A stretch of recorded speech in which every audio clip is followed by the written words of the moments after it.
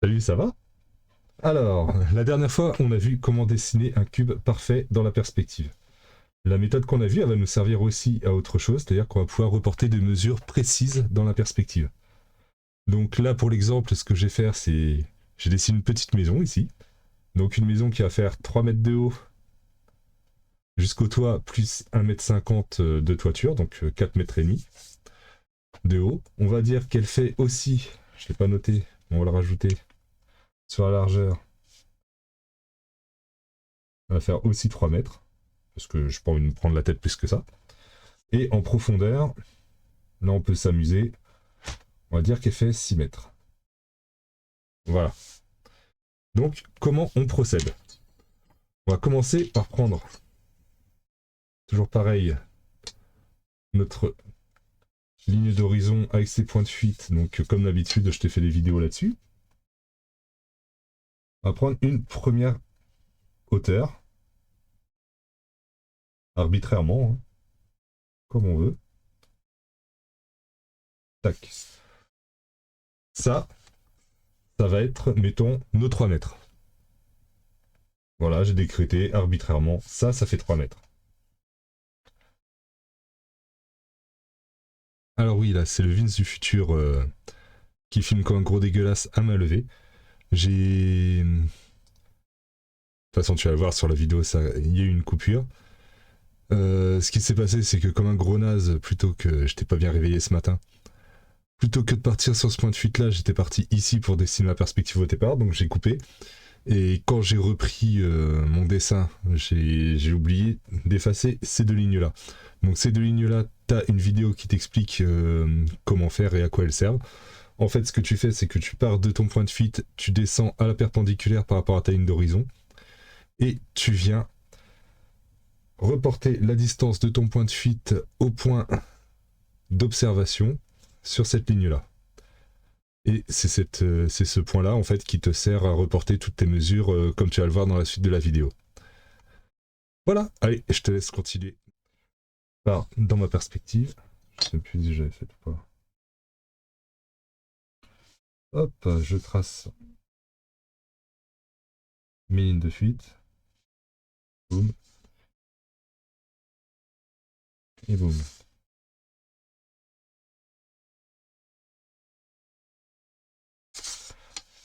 Maintenant, on va décider que cette façade-là, elle se retrouve ici. Donc, ce qu'on va faire, c'est ce que l'on avait dit la dernière fois. Donc, on part de là-haut, on va vers le point qu'on a défini ici. Je trace ma ligne. Là, je pars bien droit.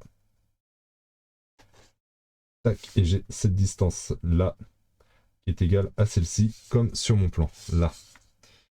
Même chose de ce côté-là, sauf que cette fois, j'ai pas 3 mètres comme ici, mais 6 mètres dans la profondeur. Donc, pour faire ces 6 mètres, ce que je vais faire, c'est que je vais mesurer. Ça, c'est 3 mètres dans la vraie vie, 4 cm sur le dessin. Je reporte mes 4 cm ici. Ça m'amène à ce point tout là-haut.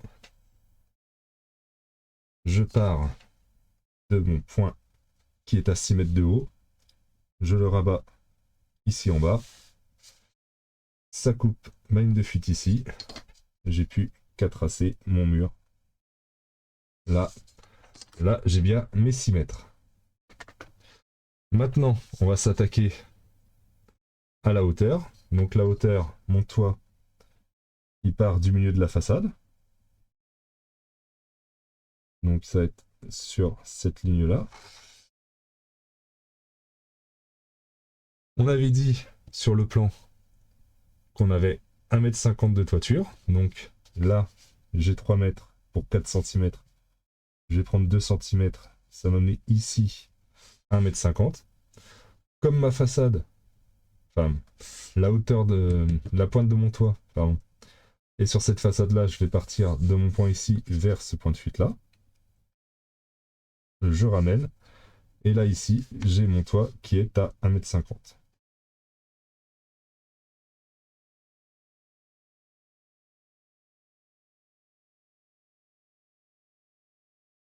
Voilà.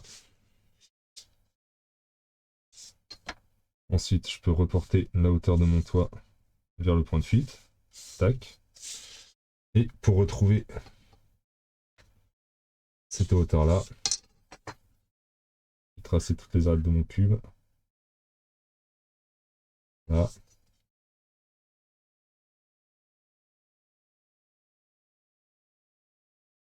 Et là, je vais faire la hauteur arrière.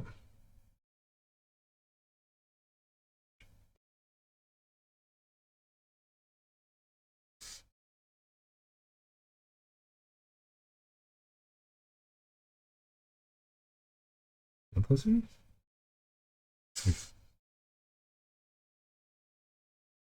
Donc là, je reporte l'arête.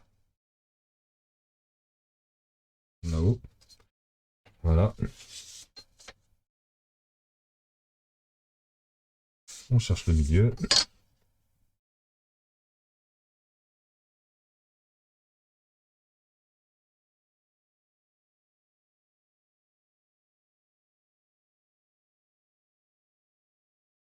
On prend notre hauteur.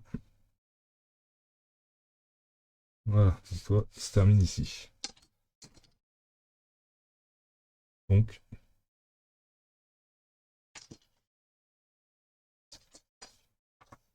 oups, regarde. Canaille. La maison se finit là. On va la repasser au rouge pour que ça se voit mieux.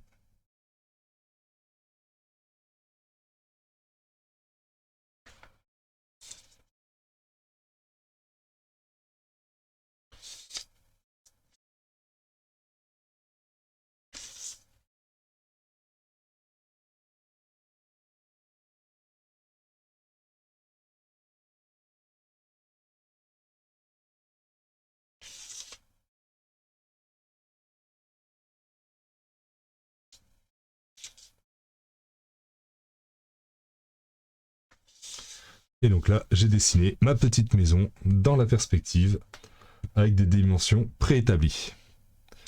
Voilà, j'espère que cette vidéo t'aura plu. N'hésite pas à t'abonner, à liker, tu connais la chanson, et je te dis à la prochaine, ciao.